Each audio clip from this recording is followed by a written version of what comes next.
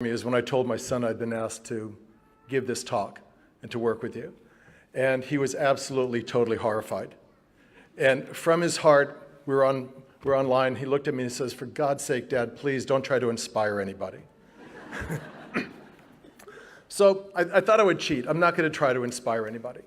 But I am going to talk a little bit about what I think inspires all of us. And that's what this celebration is about. Okay, my background primarily has to do with sport. I was trained in traditional martial arts since I was young. From there, I became involved in international sport. From there, after competing, I went back to graduate school for psychology. And what I'm most interested in, what we think of nowadays, is behavioral psychology, which is basically the essence of sports psychology. Coincidentally, it's also the essence of organizational psychology and health psychology. And the basic premise of behavioral psychology is simple. What you do affects how you feel. What you do is who you are. What you do affects how you see life. And so with that, you can see how it applies to sport. And people who do sport, and sport inspires me. The nature of sport is interesting. I think a lot of us understand it, especially in New Zealand, but some of us, I think, kind of miss it. The point is not just to compete and to win. When we do sport, what do? We prepare, we train, we study, we develop skills, we develop attitudes, we look at the experts, we seek out coaching, we seek out mentoring, we develop teammates. And then when we walk out onto the field, everything we've done for that is for one thing. Is to figure out how to take a chance. Because that's what sport is about. We prepare as much as we can to give ourselves as much resources as we can. So when we walk out on the fort or step out on the court, okay, or whatever sport we're involved in, our whole idea is if we want to do our best, it's not predictable. How do we take a chance? And that's what sports training is about. When I came here and looking at this ceremony, the type of ceremony this is, to be honest with you, as you all realize, especially the graduates, that's what this is about. When you decide to seek out education, it's way different than when people make you go to school. You know, when you're little, your parents make you go to school. In your high school, you have to go to school. But the graduates here have all decided, I want to go to school. And why did we decide that? You decided that because you want more choices, more options, more resources, okay, more ability to seek out and, to be honest, to take chances. So in a sense, that's what we're doing right now, and that's what you're doing. I think Kiwis are amazingly understanding of this simply because of what our natural sport is. Often when we think about being successful, okay, we think about it all being nice and clean and easy. And when we think about sport, I think too many of us from my home country, we think about baseball, we want to hit a home run. Or think about golf when it's a nice clean shot. But the truth is, it isn't really like that. Competition and doing our best and taking chances is more like rugby. Okay, one of my favorite quotes comes from George Bernard Shaw. Success covers a multitude of blunders. And if you think about how rugby is, that's how it is. Nobody expects it to be clean. I watch as much as I can.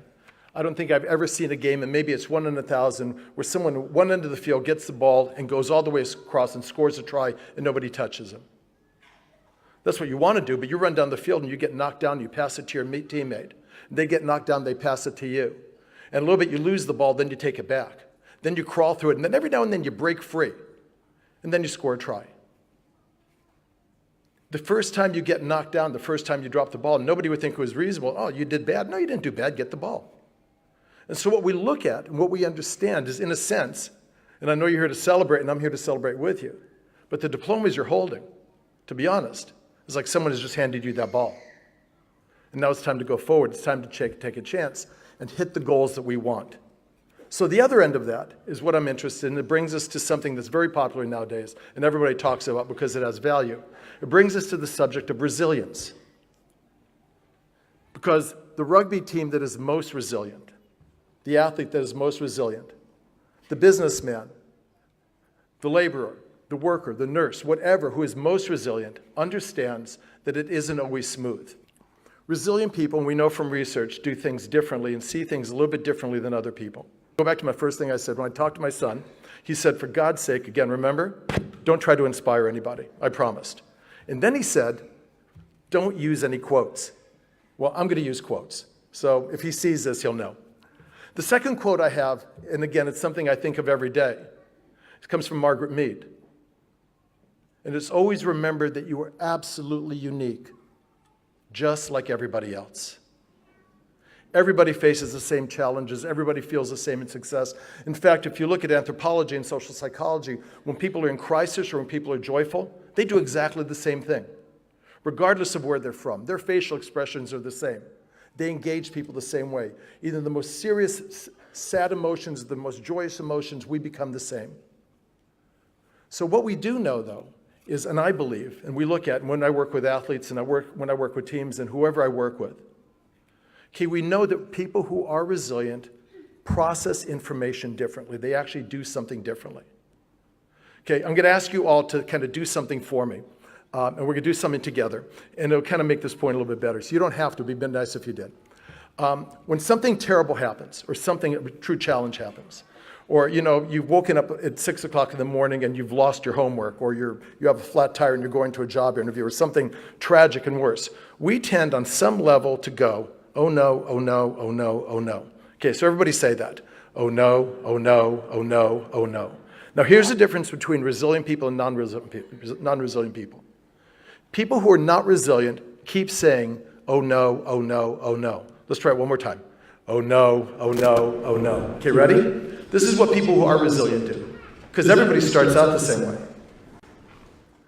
People who are resilient, they start out with, oh no, oh no, oh no. One more time, please, go. Oh no, oh no, oh no. Then they go, what should I do now? That's the whole secret. It sounds small, but it's big. The rugby player who gets knocked down doesn't go, I dropped the ball. It's how do I pass it off? Okay, and it's an interesting process. My belief, because of behavioral psychology, is we can learn to think that way. And in fact, that's a lot of what you've done. The thing I described about being good at sport, you've done with your education. You've studied, you develop resources, you develop teamwork. All of you have friends here. You worked with each other, you understood that it was on your own, but you could help each other. You had mentors and coaches to help you along. And what we know about resilient people is they always seek out mentors and coaches. As Chris mentioned just earlier, none of us are in this alone. The people who are the most resilient always ask for help, always reach out, always make connections. And behavioral psychology allows us to do that. I'm new here. I've been here for 10 years, and I always joke, 2 years ago, myself and my family became citizens, so it's harder for you guys to get rid of us now. But when you look at the All Blacks, the most successful sport franchise in the world, they have 14 to 18 coaches. They have a head coach, they have assistant coaches, they have a scrum coach, a kicking coach, a passing coach. You've had several coaches for your success. As you go forward, anybody I know who's successful at anything develops their own coaches, becomes coaches, develops some mentors, and become mentors. Because we're in this together. We're in there to help each other. And that seems to work best. The second thing that resilient people seem to do is they ask themselves an important question. They ask themselves, if I was the kind of person I wanted to be, what would I do now? And then they do that. I have to think, just 3 weeks ago, New Zealand was a center of attention for a terrible, terrible, horrible tragedy. And we all looked at Jacinda Ardern. And I have to think on some level, she demonstrated what we think of as functional performance-based resilience. At some point, she must have said, oh no, oh no, oh no. And then she must have said, what do I need to do now? She must have said to herself, what kind of leader do I want to be? And if I was that kind of leader, what would I do? And I have to think 20 years from now when she looks back, she'll feel content, she'll feel pride, she'll feel love, she'll feel joy, that she did the things I believe that she would have wanted to do in the most precarious situations. But these things are learnable. The what should I do now? We can all think that way. And part of your educational process has taught you to do that. The what kind of person do I want to be now? We can all do that, and we can all answer that question. So I join you in celebrating, okay? Because what you've done and what we represent, what this whole ceremony represents, is inspirational. The final quote I have, and I literally, when I don't dig these out of a book, I love these, down to my heart, is one about, I believe it's about courage. My training, my oldest training is, again, in traditional martial arts, traditional Japanese martial arts. And we look at the old words, and you look at the old teachings. And there's a saying, okay, that originally the way it worked is among the samurai who would go off to face a challenge. The samurai lord would say to them, engage the day as though a fire were raging in your hair.